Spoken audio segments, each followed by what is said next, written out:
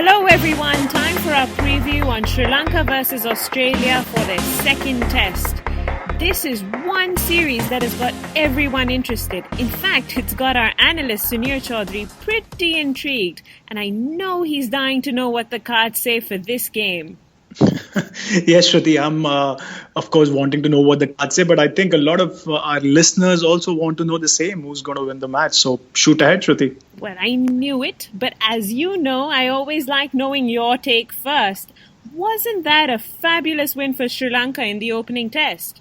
Yes, Shruti, let's put that Sri Lankan win at Palakili over Australia in context. The last time Sri Lanka won a test in Australia, it was the previous millennium. We're talking about 1999. And the two captains involved were Sanath Jayasuriya and Steve Waugh. So it was that far back ago. Coming into this series, Sri Lanka had won just one of their previous 6 test series, even losing home games and home series against Pakistan and India. And lastly, a look at the rankings underlines the difference in the pedigree of the two sides. Australia, the number 1 team by some distance, and Sri Lanka down at number 7. And then Sri Lanka were bowled out for a mere 117 runs in the first innings of their test match, by which time most would have thought it was game, set and match Australia. Wasn't to be at all. That's pretty amazing. But anyone you are looking forward to from the Sri Lankan side? I absolutely love leg spin bowling, and even more so when it's left arm bowler bowling. Rookie bowler Lakshan Sandakan is a Chinaman bowler, and he was on his debut last game. He grabbed a 7-4 haul, and with his dismissal of Mitchell Marsh in the first innings being a standout for me, Marsh was playing for the turn, for the ball coming in, and the ball left him and bowled him. Mind you, that surface did not offer a lot of zip, something that Galle could offer, and if that happens, Sandakan could prove to be even more potent. Sri Lanka would want to go in with the same lineup after having won the first test match. But the news coming in is that Nuwan Pradeep has been hit with a hamstring injury, and Vishwa Fernando could join the playing 11 for his debut. But as I tweeted earlier in the morning, if Galle does what Galle is supposed to do, Pradeep's absence won't be felt too much. On to you, Shruti. What do you have to say about Sri Lanka's chances? Well, times have been very tough for them, but that first test has given them a lot of confidence. It's confidence that does filter through into this second test, but sadly, it's very possible that doubts and cracks will reappear. Oh, well, from a Sri Lankan standpoint and from their fans' perspective, that doesn't sound too good. My suspicion is that the batting may not support them too well on a difficult pitch, but what do their cards say?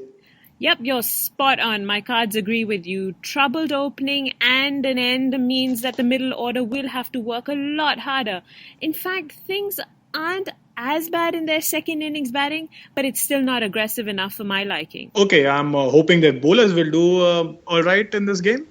Well, yes, sort of. In the first half, I feel they will keep it tight, but maintaining that will be tough. But against the second innings Australian batting, the Lankan bowlers may find themselves needing to focus and apply their plans a lot better, especially against the middle order. Now, that's about it for Sri Lanka. What do you make of the Aussie performance? Old habits die hard, Shruti, and old problems come back to bite a lot of times, which is what has happened with the Australian team in the first test match. Barring a few stretches of play, Australia struggled to cope with a subcontinental pitch and lost a game they were supposed to win. They had it in their bags after the first innings. That said, what made the Aussie defeat worse was the pitch, which was not your typical dust bowl where the ball turned from day one and there was a lot of rip off the surface. The spin showed gradual increase, but not until the final day was there vicious turn with a lot of zip off the surface. Life will only get worse for the Aussie batsmen when they get to Galle, where the surface is expected to assist even more spin and earlier than usual by all accounts from what we've seen in the past. So good luck, Aussies. Well, what can they do differently, tactically or selection-wise? Well, tactically speaking, Steve O'Keefe and Peter Neville showed in that second innings at Palakiri what can be done if proper application is shown. But I sense things could be slightly different at Galle. The same stonewalling tactic might not really work if there's as much bite of the surface as one has seen in the past at Galle, which means Australia might need to go back to their plan A, which was of attacking the bowling a tad more and hope the execution comes off. We saw David Warner do that and did not succeed. We saw Stephen Smith had a good second innings, but he tried to do that in the first innings and was stumped. Selection-wise, John Holland will come in for an injured Steve O'Keefe, and the injury to Steve O'Keefe is a huge blow. But at least Holland has had a decent Sheffield Shield season with Victoria, so that should help. The remaining lineup remains the same with me, but that's only because they don't have a third spinner in the team. If there was one, I would have played him in place of one of the fast bowlers. Shruti, I would like to ask you, will the Aussies manage to make a comeback in this game? Will we see a 1-1 at the end of the test match? Well, this test is a great opportunity for them to be able to do that. I do feel that there will be a phase where they could take the opposition and the situation just a little too lightly. Some jolts should awaken them and put them back on track.